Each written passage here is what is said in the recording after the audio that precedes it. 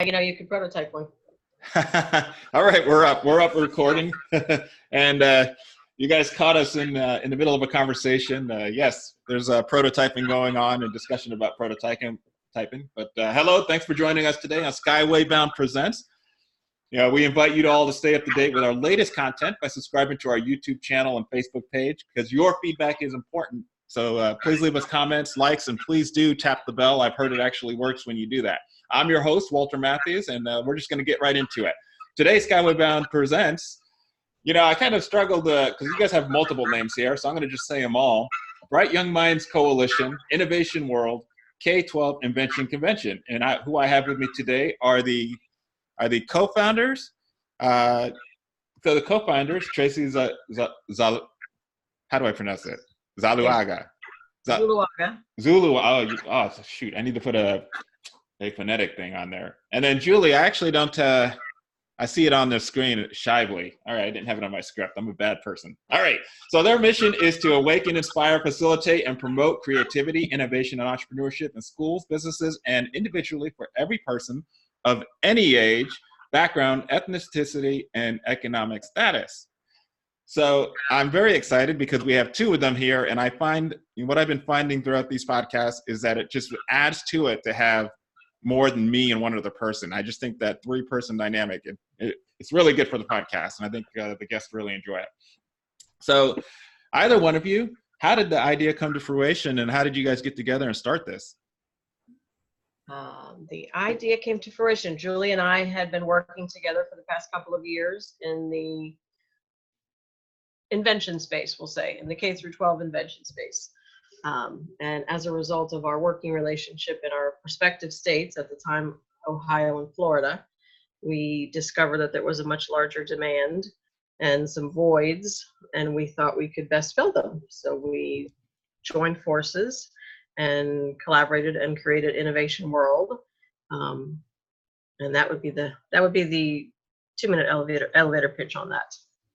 What's your perspective, Juli? Yeah, I mean, I think as we were in our respective states working with students and innovation, there's a lot of things that we found along the way that we're missing. Definitely that what's next? What do they do after they've finished our state competitions? Where do they find the help? There's a lot of organizations out there that will try to bring solutions to kids for a very, very high price. And we were more interested in finding resources that were a little more attainable for that little, the single inventor or the family that's trying to help push their inventor up and along. And as we started discovering this, we also started discovering many other voids out there. There really wasn't a place to go that was all-inclusive STEAM or innovation information for the educator, for the innovator, for the inventor. And it's just continued to grow from there every day. In fact, you and I and Tracey were talking a few minutes ago about your friend in the IT world that wants to be a service provider for solopreneurs. That one small, the entrepreneur that's all by themselves and needs that type of support. And that brought up a whole new category for our site. So it's going to continue to evolve. We aim to be the Ask Jeeves of innovation, if anybody's old enough to remember that term. I think Tracey said there's a new one. It might be Ask Gary. That's Gary. We've been Ask Gary. I haven't heard of that one, but I mean, that's what we aim to be. We want to fill the voids that are out there right now that prohibit people from being successful entrepreneurs and innovators and inventors. I love it. And that's part of the world of entrepreneurship is working around those barriers. That's one thing I love about entrepreneurship. In the corporate world, I'm not sure, but I think both of you guys have had some corporate world experience, but sometimes you can't get around those barriers in the corporate world. But out here in entrepreneur land, if it's in your mind, if you can conceive it, you can achieve it. And I love it. Okay. So one of the things we like to share with our audience is like the challenges that you guys have gone through on this journey. And tell us a little bit about the challenges of standing this up and getting it going, and some of the nitty gritty of getting a social entrepreneur venture moving forward. Challenge number one is certainly getting the word out. Partnering with the right people that can help support the growth and support the students. Most companies have, X number of dollars earmarked for charities and nonprofits such as this. And it's just really getting the word out and partnering with the right companies that believe in the mission of supporting innovation, entrepreneurship, and invention in the K through 12 system throughout the United States as well as the world. What strategies do you guys find are working that are helping you establish those partnerships? I would say Julie can certainly jump in. We're working more closely with like-minded individuals, so people like Inventors Launchpad, people like United Inventors Association, those that understand the challenges that the inventors meet and then the challenges that we as administrators have, but are in the same space. So that has seemed to work very well for us. Where'd you guys meet those guys at specific events, specific networking events, or you just go through the phone book and start cold calling people? Yes, I met Inventors Launchpad through an entrepreneur center here in Tampa. And then from there it's evolved.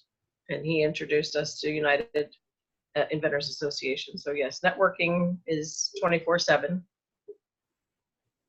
Very Conferences too are a big one. I mean, I know I've a lot of my contacts come from conferences that I've attended. If you look 5-7 years ago, it was hard to find STEAM programs or innovation programs for students out there. Now they're all over the place. They're just not really tightly networked yet. So the more conferences you can attend, the more speaking engagements you can attend from somebody discussing STEAM. I mean, that's a really good way to start building your contact list or building your own network for like-minded folks like yourself, Walter. Very cool. And so, in my experience, those events cost money. Is there like ways for people to bring the cost down? Or yeah, what you'll find is quite often there are specials for 501c3s like ourselves. And in many cases, you're even offered to come in for free if your program has, if you are what they want, they'll offer you a booth at no cost sometimes. And that's what my experience has been in the area where we're working at in the Ohio area. And I think Tracey has some of the same down where she is in southern United States, where she's able to, where she is, there's several large venues that have gifted her space because they believe in her mission. And I think that's super important. I mean, that's what it's all about. I saw a potential steamer there. He's quite the inventor. Yes. Nice. That's what this is about, is showing people you guys are actually real. There's other people in your lives, such as your families. So that's really, really cool to see there. Our little visitor there. All right. What other challenges? He's going to be one of the features on our YouTube channel. That's right. Oh, nice. He wants to be a YouTuber so bad. So whenever you're ready to do a podcast on life according to Max, you let me know. Oh, absolutely. That'd probably be one of our biggest One of the hits. challenges I would bring up is being chief operations officer presents me with some unique challenges when it comes to the details and the information that we're trying to provide and make easy for everybody else. So, for instance, if you go to our website, which is innovationworld.org, and you sign up for a community membership, which is absolutely free, but it gives us a way to track who's in our system and what kind of individual or audience is looking at us. If you go in there to our resources, we have a huge number of resources for innovators, inventors, educators, and those are things like conferences that we can find. We have featured conferences, and we have a long list of other conferences. We have books, toys, other innovation extras out there. We have guest speakers or, wrong word for it, not guest speakers, professional speakers. For anyone looking for an innovative speaker out there, we have STEAM programs listed. So the challenge is, somebody doesn't want to go out and look all those up. We have it for them. We have to go look all that up. So it's quite challenging, but it's really worth it when you go to one place and go and click on your resources tab and find what you're looking for without having to do all the research yourself. And that's what we aim to do. Make it as easy as possible for those inventors and innovators and educators out there. Very cool. Appreciate that. What are some of the challenges you guys face working together and pretty much remotely? Juli is very detailed and organized and likes to rein me in, and I'm kind of big picture. We can do 25 things and we'll be done by 2. Yeah. That would be the challenge she has working with me. I would add it's a virtual high five is just not the same. Yeah, I agree. So, you know, a toast is not the same. So it would be nice to be a little closer physically. We're 800,000 miles away from each other. Not sure. Aside from the high fives and that virtual toast, you know, virtual world works perfectly. Yeah. Well, you guys seem to be making it work. What advice would you guys have for people who are looking to jump into the world of in nonprofit land? Don't do it. What advice would I have? Keep your day job, like ramen, and then go for it. But it can be done, and I agree with you. That's one of the things we've been stressing too, is that there are going to be sacrifices. The journey is definitely long. For me so far, I am doing a for-profit. My route is for-profit, but it is to support nonprofits. But the journey is long, and definitely people in our audience can identify with exactly what you're saying. So kind of what's next for Innovation World? We have several competitions coming up. You know, we still have our footprint in Florida. We have Invent Tampa Bay on February 8th for students K through 12 in the Tampa Bay area and surrounding school districts. That will include Hillsborough, Pinellas, Pasco, Polk, Sarasota, Manatee, and Hernando. And then we have Invent Florida, which will be April 4th at USF. We've been blessed to have some great sponsors. We have the Glacier Children's Museum. We have USF. We have Moffitt Center, Boondock Books, the Tampa Bay STEM Network. So we're looking forward to those events. And then we are getting ready to launch this month what we call Inventober, our national competition. Excuse me. Our global competition, the Inventors World Challenge, and that is an online competition. They'll be able to submit their video, answer some questions about their invention, and registration opens when, Julie? Registration opens this evening at 8 p.m. And the contest is called Ready, Set, Innovate. It is by innovationworld.org. And we're really excited to get people signed up for that. Registration runs now through February 29th. And you guys are going to, put that out via Facebook so we can all share that, right? Absolutely. Yeah. That's a variety of events, whether we're promoting them or sponsoring them or organizing them, but there's also other events that may be of interest. And important to mention, Walter, that yes, we have a very large footprint in the K through 12 space, but that does not preclude parents of innovators that may be innovators themselves.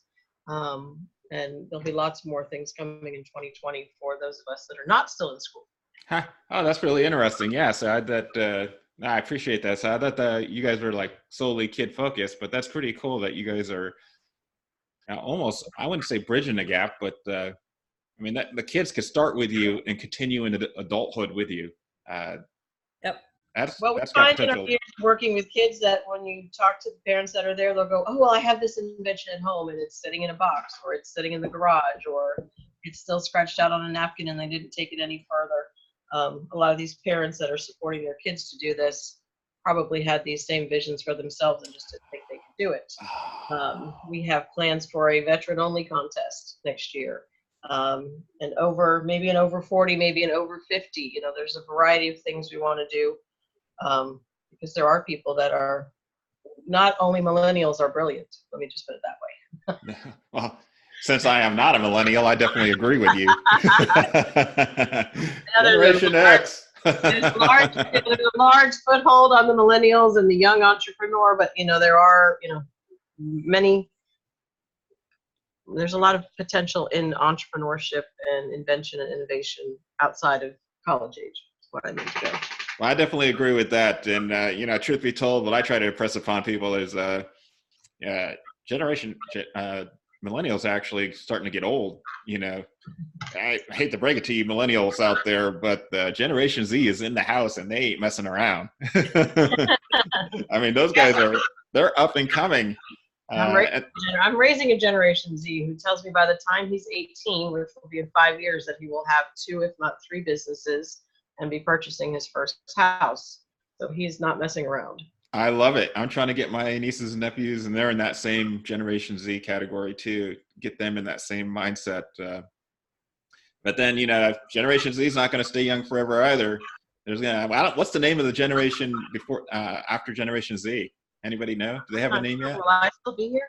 I'm not sure. I know. Will any of us still be here? Well, cool. Well, what other advice do you guys have? We got a couple more minutes. If you guys got any more advice for our entrepreneurs out there. I would just say, love what you do and do what you love, and you'll end up doing fine. Very cool. Julie, what's your background? I haven't this is really the first time I've gotten to know you. I've been in the K12 invention space since about 2002. Started as in a volunteer capacity with the Ohio Invention Convention all those years back. Prior to that, I owned a drama company called Drama Kids. Had about 250 little drama kids all over the city or around the city of Columbus for about 7 years. And prior to that, I was managing large telecom call centers. So oh, wow. When I make a switch, I tend to really switch. Hey, Tracey, if you would just share a little bit about your background, because I know personally that you have an entrepreneurial background, but if you could share a little bit with our audience, that'd be great. Yeah, I have an odd background. I actually have 20 years in background investigation, employment screening, criminal and civil research, and then, hit 40 and made a change for a variety of reasons, and have spent most of the last 5 years in education, in entrepreneurship, financial education, life skills. And as for advice, I'm going to give a shout out to our friend Beth Curley. For you entrepreneurs, it's who you know, and what you have. I'm hearing some effectuation in there. Yes. And next we're going to go into, that's definitely a plan of mine too, is to talk to our audience about effectuation. I'm a huge believer in that as well, of course. Then the other buzz phrases, design thinking and. Well, it really works in all capacities of life. Yeah, I agree. Well, cool. This has been great. How can people contact you? I know you guys have already said it, but let me give you another opportunity to throw out there ways that people can stay in contact with you, as well as we are going to make sure we put this on our site when we release this episode. But let people know, how can they contact you? Super easiest, fastest way, innovationworld.org. Very cool. Well, cool. Well, there you have it, folks. We hope you anything else to add there, Julie? You got any last second? Cool. All right. Well, we hope you enjoyed today. Thank you for your time. Oh, absolutely. Thank you. Hold on tight. I'm going to close us out here real quick. Thank you to our audience for today's episode. Hey, we want you to stay up to date with us with our latest content. So please subscribe to our channel or connect with us on Facebook at Skyway Bound Presents. We'd love to hear from you. So leave some comments, likes, and I heard there's a cool little bell that you can tap. Tap that darn bell for us. Now, additionally, we want to add, if you know a startup or somebody that's social entrepreneurial, please forward them to us. We would love to connect with them and help them share their story. Like I've said in the past, we actually do have a sponsor. They're still not ready, but they're close. They're close, I tell you. Mind My PC is coming online. I know for a fact because I'm trying to help them. But they're going to be good. They're a 24/7 source, IT sourcing solution for solopreneurs and small businesses. And they'll be able to help you get your business where you need to go. All right. So thanks again for listening. Until next time, don't stop pursuing your dreams because, yes, the road is long. It is hard. Do not quit. Do not quit. Do not quit. Sky's the limit. I believe in you. You can do it. All right. We're going to stop.